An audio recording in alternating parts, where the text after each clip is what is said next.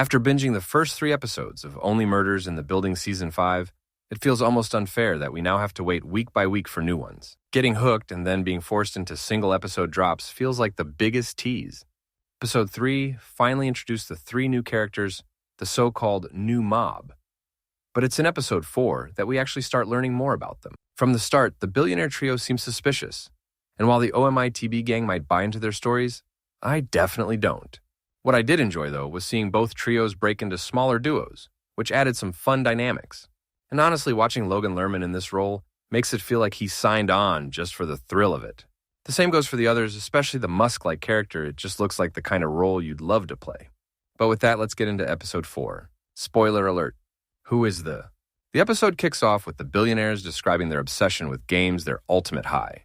It's clear they thrive on manipulation, setting up an episode centered on bluffing. Afterward, the focus shifts back to Charles, Mabel, and Oliver, who try sneaking out of the velvet room before being caught. But the big question lingers. Why are 3 of the richest people alive hiding in the Arconia's basement?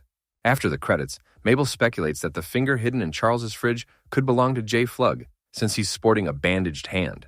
Charles even suggests it might have been chopped off with the same cleaver used to kill Nicky. Their conversation gets interrupted when Howard introduces a new robot Lester's replacement, gifted by Bash that scans irises and tracks building tenants.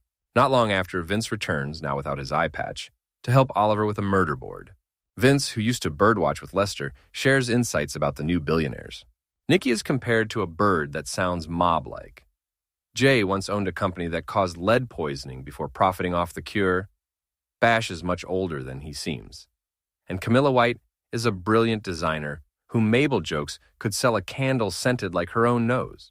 Meanwhile, Mabel runs into a famous Wandify artist, alongside Howard and the robot. Tension brews when Mabel reveals she and were childhood friends until the turned people against her, leaving her isolated. The memory of Zoe's death only deepened Mabel's loneliness, and seeing again stirs up unresolved pain. Determined, she fires off an email to Wandify.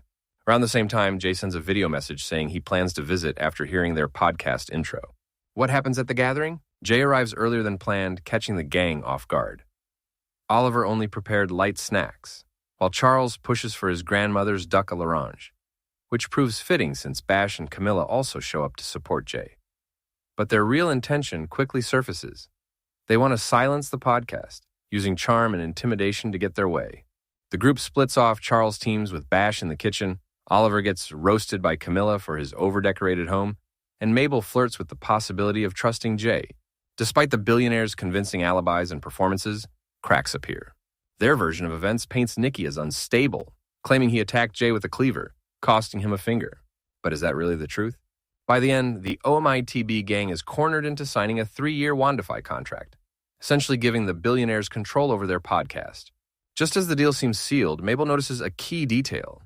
The severed finger isn't Jay's, since the bandage is on his right hand, but the finger they found was a left one. That means the trio's lying.